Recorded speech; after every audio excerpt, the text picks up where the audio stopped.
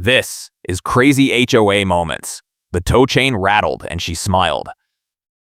Karen jabbed a gloved finger at my curb and yelled that my snow mound was pushing into the street and the HOA would bill me for plow damage unless I moved it before the next pass.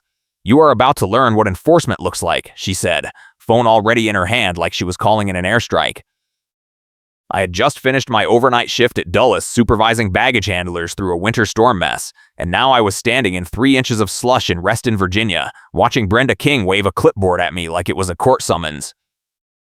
The snow mound was exactly where the plow had shoved it, same as every other house on the block, but Brenda was the community standards chair for the Twin Oaks Property Owners Association, and she had decided mine was a public menace. She tapped the clipboard and told me the HOA would invoice me for any damage the plow truck sustained when it came back through. I asked her how a pile of snow was going to damage a plow truck. She said, "You do not shovel to my standard, you pay to my standard," and turned on her heel like she had just delivered a death sentence. I work as an airline baggage supervisor, which means I have seen every flavor of chaos humans can invent, but Brenda was operating on a level I had not encountered before. She had red hair pulled into a sleek low ponytail, a red belted wool coat, and the kind of confidence that comes from never being told no. I had red hair too, short and wavy, and I was wearing a gray puffer jacket with my work lanyard still around my neck because I had not even made it inside yet. My car was parked in the driveway behind me, and I needed it functional because my next shift started in 16 hours and the tow yard closed early in winter. If the HOA decided to escalate and actually tow my car, I would have no way to get it back before my commute, and missing a shift during storm season was a firing level mistake.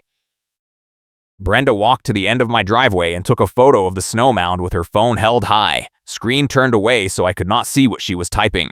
She called over her shoulder that I had until noon to move the snow back onto my property or she would issue a formal violation. I asked her what the actual rule was. She said the rule was that homeowners were responsible for maintaining clear curbs and that my negligence was creating a safety hazard. I pointed out that the plow had created the mound and that every house on the street had the same situation.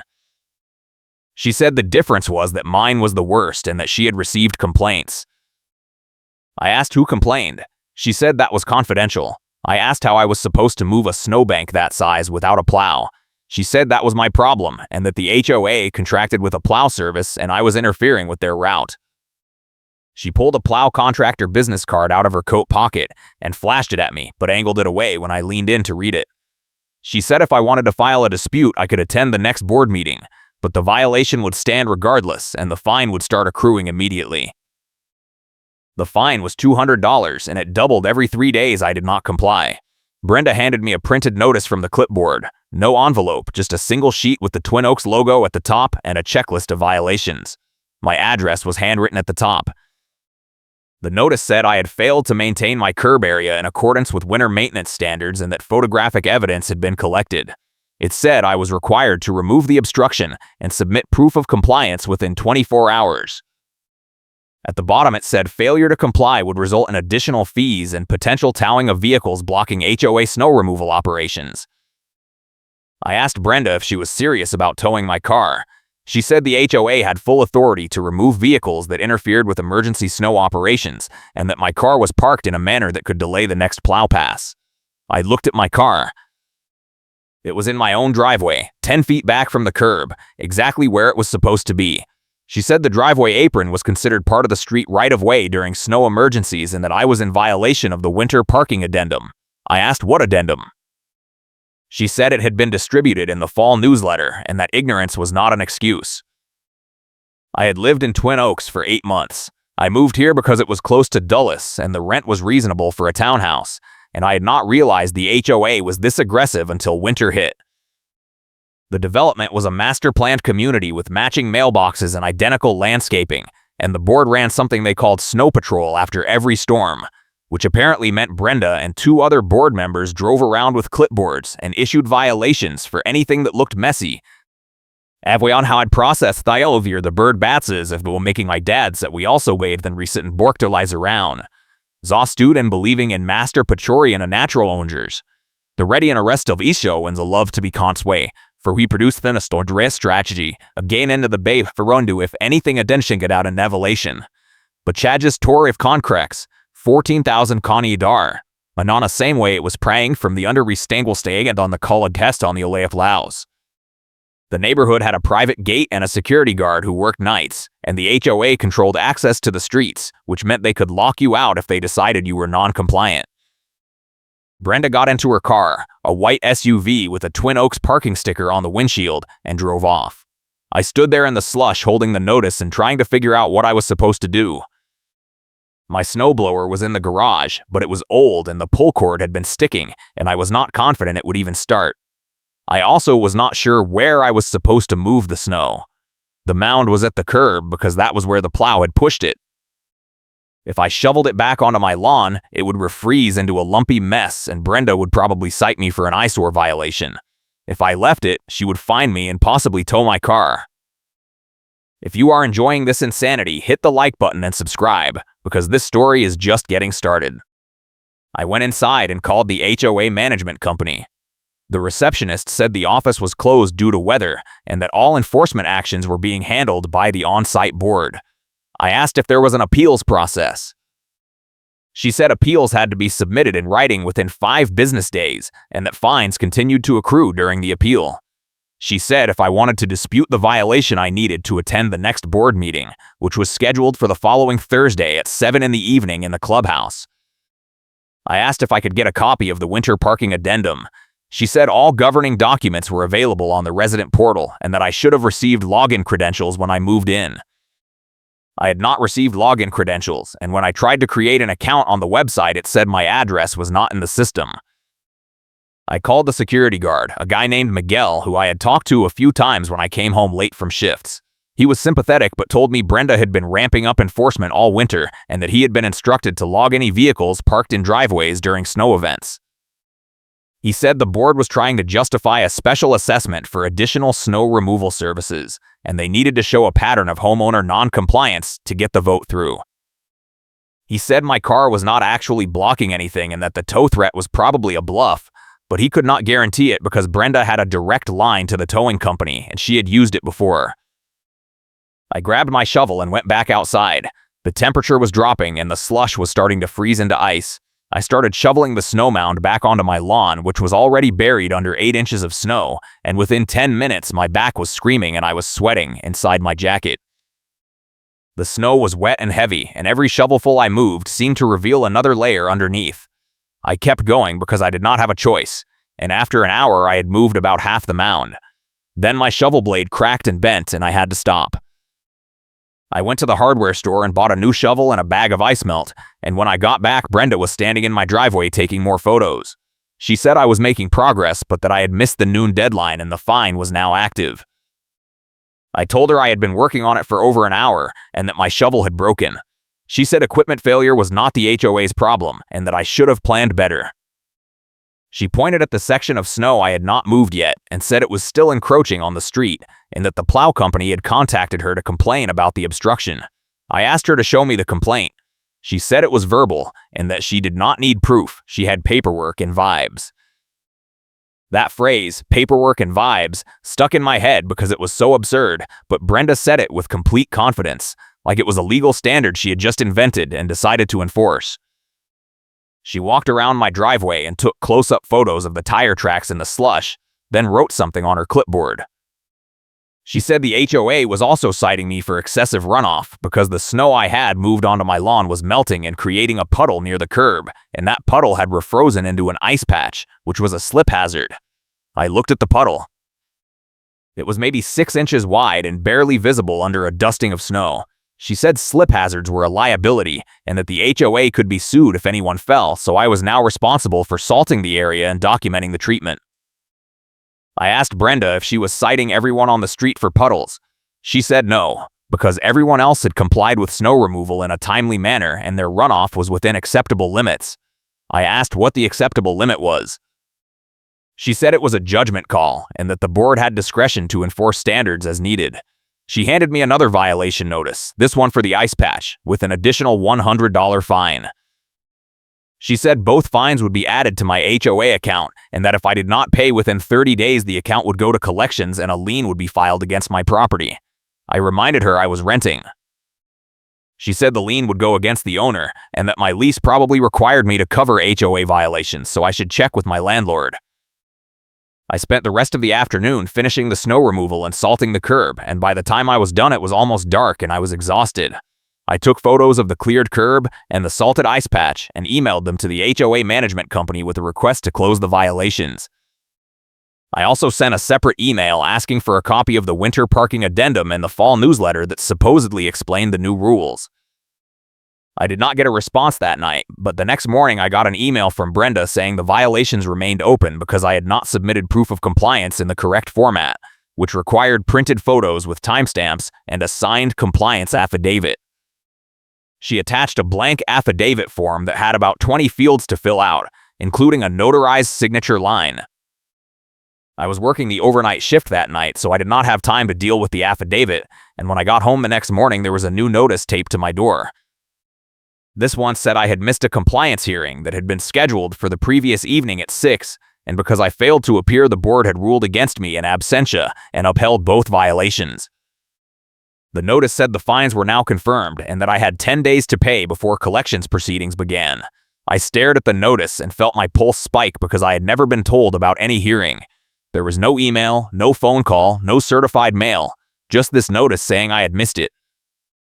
I called the HOA management company again and got the same receptionist. She pulled up my account and confirmed that a hearing had been scheduled and that notice had been mailed. I told her I never received any mail. She said it was sent to the address on file and that delivery was not the HOA's responsibility. I asked when it was mailed. She said 5 days ago, which meant it would have arrived maybe 2 days before the hearing, and I had been working night shifts and had not checked my mailbox. She said that was unfortunate, but that the hearing had proceeded and the decision was final unless I filed an appeal. I asked how to file an appeal. She said I needed to submit a written request within 5 business days and pay a $50 appeal fee, and that the appeal would be heard at the next board meeting, which was still a week away. I paid the appeal fee online and wrote a 3-page letter explaining that I had never received notice of the hearing, that I had complied with the snow removal as soon as physically possible, and that the ice patch citation was absurd because it was caused by the snow removal Brenda had demanded. I attached my timestamped photos and requested that both fines be waived. I submitted everything through the resident portal, which I finally got access to after calling the management company and having them manually add my email to the system. And I waited. 2 days later, I got an email from Brenda saying my appeal had been reviewed and denied because I had failed to demonstrate that the violations were issued in error.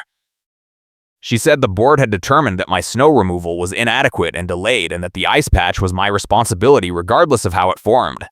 She said the fines now totaled $300 and that I had 8 days remaining before the account went to collections. She also said that during the next snow event I would be subject to enhanced monitoring and that any repeat violations would result in immediate towing of my vehicle. That was when I decided I was not going to pay, and I was not going to let Brenda win.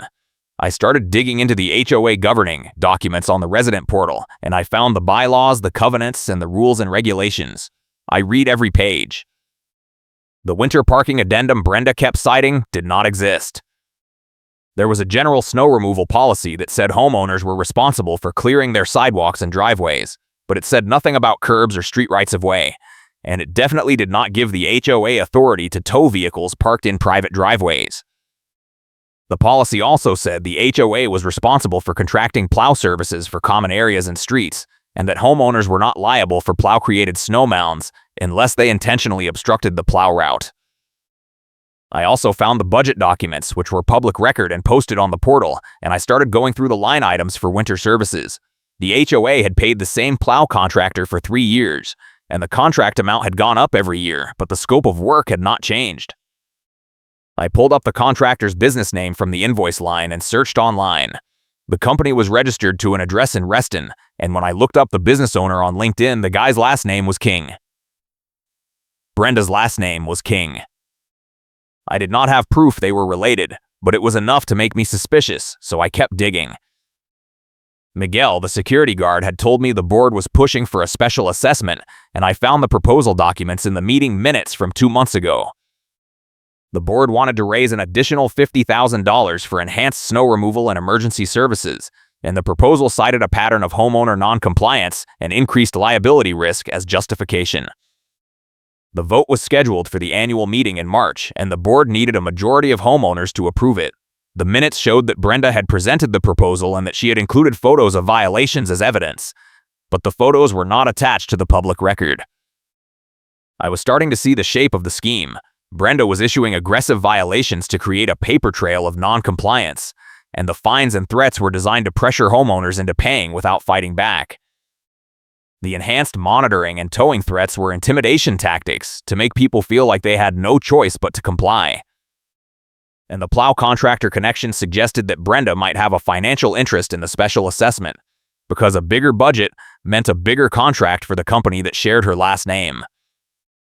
I needed proof, and I needed an ally who could confirm what I was seeing.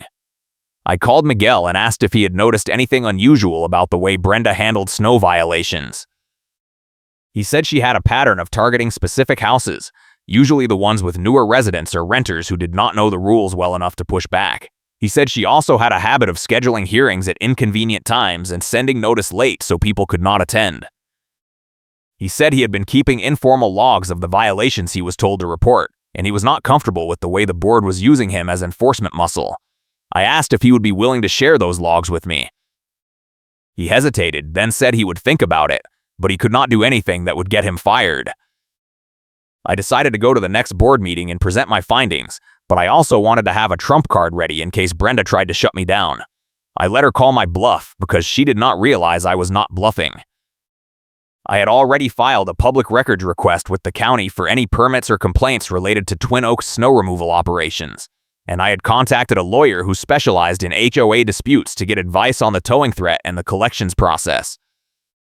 The lawyer told me the towing authority was questionable because the HOA did not own the driveways and could not legally remove vehicles from private property without a court order, and that the collections threat was premature because I had an active appeal and the fines were not yet final.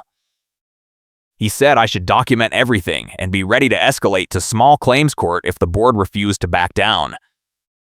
The board meeting was on a Thursday night in the clubhouse, a small building near the front gate with a meeting room and a kitchenette. I showed up at 7 and found about 15 people in the room, most of them older homeowners who looked annoyed to be there. Brenda was at the front table with 2 other board members, a man in his 60s and a woman in her 50s, and she had a microphone on a stand in front of her. The meeting started with old business, which included a discussion about landscaping bids and a complaint about trash pickup, and then Brenda moved to new business and said there were several appeals to hear. She called my name and said I had submitted an appeal regarding snow removal violations, and she invited me to present my case. I stood up and walked to the front, and Brenda handed me a microphone. I started by explaining that I had never received notice of the compliance hearing, and that I had complied with snow removal as soon as possible after the storm. I said the ice patch citation was unreasonable because it was caused by the snow removal the HOA had demanded, and I said the fines were excessive and appeared to be part of a pattern of selective enforcement. Brenda interrupted and said I was out of order and that I was only allowed to address the specific violations, not make accusations about board conduct. I said I was addressing the violations by pointing out that the process was flawed and that I had not been given a fair hearing. Brenda said the hearing had been properly noticed and that my failure to attend was not the board's problem. I pulled out a printed timeline showing the mailing date and the hearing date and said there was not enough time for me to receive the notice and attend, especially since I worked night shifts. Brenda said shift work was a personal choice and not a valid excuse. One of the other board members, the man in his 60s, leaned forward and asked if I had any evidence that the notice was not sent. I said the management company could not provide a tracking number or proof of delivery, which meant the notice could have been sent to the wrong address or not sent at all. Brenda said the HOA was not required to use certified mail for hearing notices and that standard mail was sufficient under the bylaws. I said the bylaws required reasonable notice and that 5 days was not reasonable for a hearing that could result in a $300 fine. Brenda said the bylaws gave the board discretion to determine what was reasonable and that the board had determined 5 days was sufficient. I asked if the board had applied the same standard to other homeowners or if I was being singled out. Brenda said that was an inappropriate question and that I was wasting the board's time. I said I had reviewed the HOA budget and noticed that the Plow contractor shared her last name, and I asked if there was a conflict of interest. The room went silent. Brenda's face went red and she said that was a baseless accusation and that I was out of order. I said I was not accusing anyone of anything, I was simply asking if there was a relationship between the board chair and the contractor, because the bylaws required board members to disclose potential conflicts of interest. Brenda stood up and said the meeting was not a forum for personal attacks and that if I continued, I would be removed. The other board members looked uncomfortable but said nothing. I decided to deploy my trump card. I pulled out a printed copy of the HOA's approved architectural and maintenance request log, which I had found buried in the resident portal archives, and I said I had proof that selective enforcement was a pattern. The log showed that 3 other homeowners had been cited for snow removal violations in the past 2 winters, and all 3 had paid the fines without appealing. It also showed that 2 board members, including Brenda, had submitted late snow removal documentation in previous years and had been given waivers without fines. I said this proved the board was applying different standards to different homeowners and that the enforcement was arbitrary and unfair. Brenda said the log was irrelevant and that each case was evaluated on its own merits.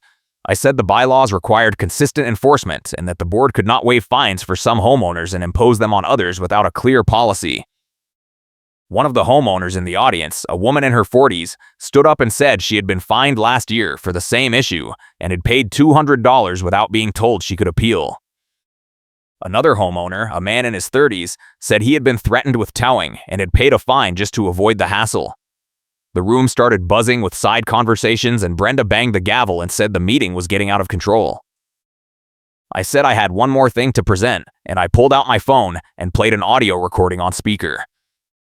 It was Miguel, the security guard, confirming that Brenda had instructed him to log my vehicle as a violation even though it was not blocking anything, and that she had told him to prioritize monitoring newer residents because they were less likely to fight back.